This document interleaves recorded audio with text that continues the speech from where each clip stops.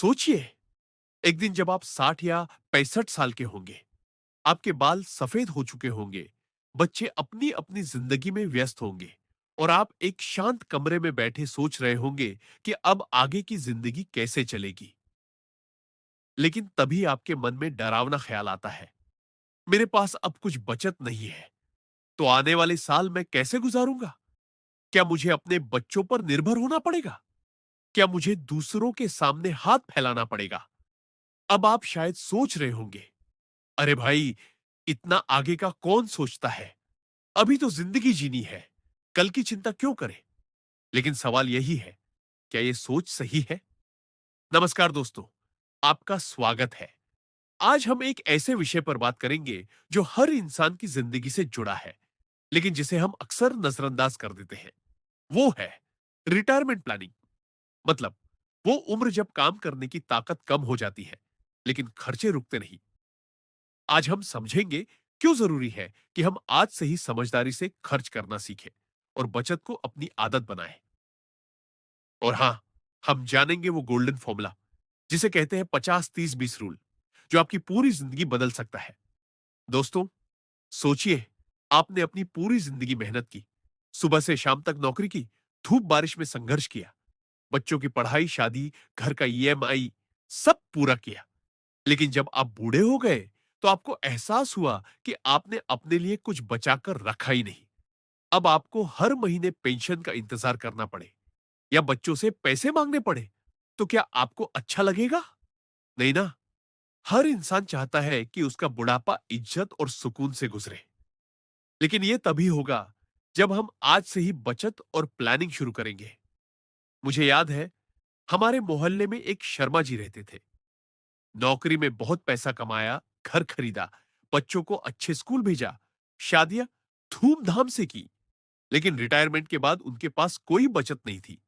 अब बच्चे अपने अपने परिवार में व्यस्त थे और शर्मा जी पेंशन के पैसे से गुजारा करने लगे। पैसा इतना कम था कि दवाई और जरूरी खर्चे पूरे करना भी मुश्किल हो जाता। अब जरा दूसरी तस्वीर देखिए। वर्मा जी, जो साधारण नौकरी करते थे, बड़ी सैलरी नहीं थी, लेकिन हर महीने थोड़ी थोड़ी बचत करते थे। उन्होंने म्यूचुअल फंड, पीएफ और छोटे छोटे निवेश किए। आज रिटायरमेंट के बाद वर्मा जी आराम से घूमते हैं, दवाइयां खरीदते हैं, बच्चों से पैसे मांगने की जरूरत नहीं पड़ती। क्यों? क्योंकि उन्होंने स्पेंड लेस और सेव मोर को अपनी जिंदगी का मंत्र बना लिया था। अब सवाल उठता है, हम बचत कैसे करें? क्योंकि हर किसी की शिकायत होती है, पैसे तो आते ही कम है, इनसे बचत कैसे करें? लेकिन दोस्तों, ये सच नहीं है। पैसा कितना कमाते हो, उससे ज्यादा मायने रखता है कि पैसा कहां और कैसे खर्च करते हो। यहां आता है वो गोल्डन फॉर्मूला, 50-30-20 रूल।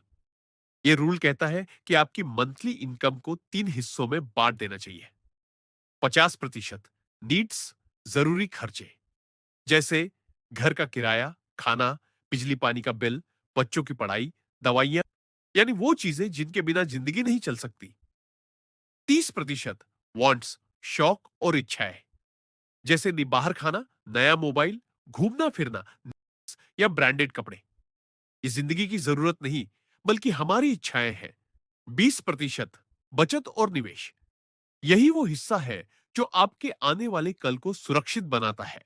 इसमें FD, mutual funds, PF, gold या इमरजेंसी फंड शामिल होना चाहिए। मान लीजिए आपकी मंथली इनकम है 50,000 रुपए। 50% यानी 25,000 रुपए आपके नीड्स में जाएगा।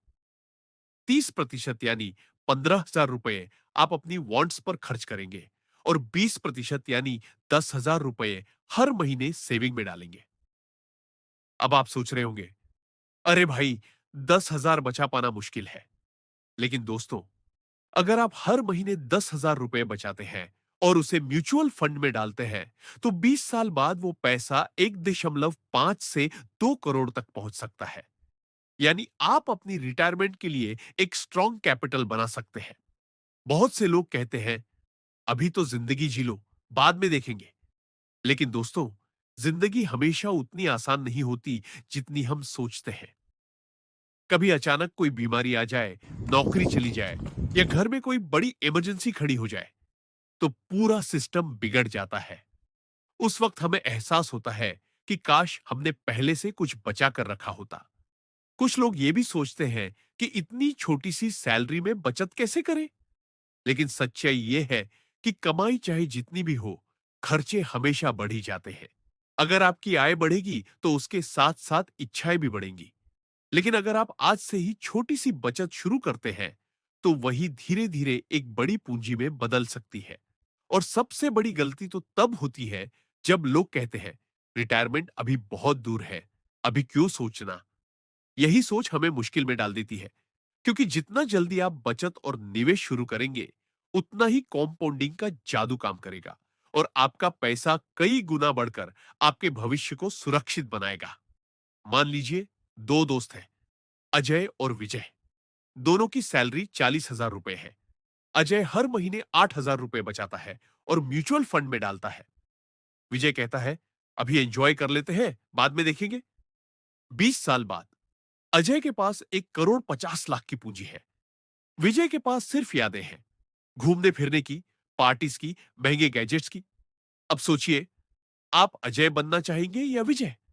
अगर सच में आप अपनी जिंदगी को सिक्योर बनाना चाहते हैं, तो पहला कदम है बजट बनाना। हर महीने ये लिखना शुरू कीजिए कि कितना पैसा कहाँ खर्च हो रहा है। ये छोटी सी आदत आपको ये समझने में मदद करेगी कि आपका पैसा कहाँ बर्बाद हो रहा है और कहाँ जरूरी काम में लग रहा है। कई बार ये छोटे छोटे खर्च ही आपकी बचत को चुपचाप खा जाते हैं। एक और मजेदार बात है, जब हम डिजिटल पेमेंट करते हैं, तो हमें खर्च का उतना एहसास ही नहीं होता। स्वाइप करो, क्लिक करो और पैसा चला गया।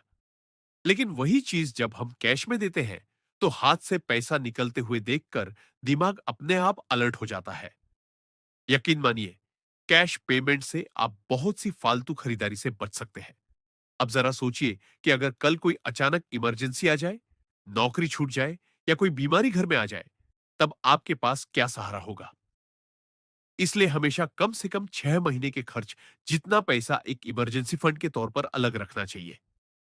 यही पैसा उस मुश्किल वक्त में आपकी सबसे बड़ी ढाल बनेगा। और सबसे जरूरी, कर्ज से बचना। खासकर क्रेडिट कार्ड का इंटरेस्ट आपकी कमाई को धीरे धीरे खा जाता है।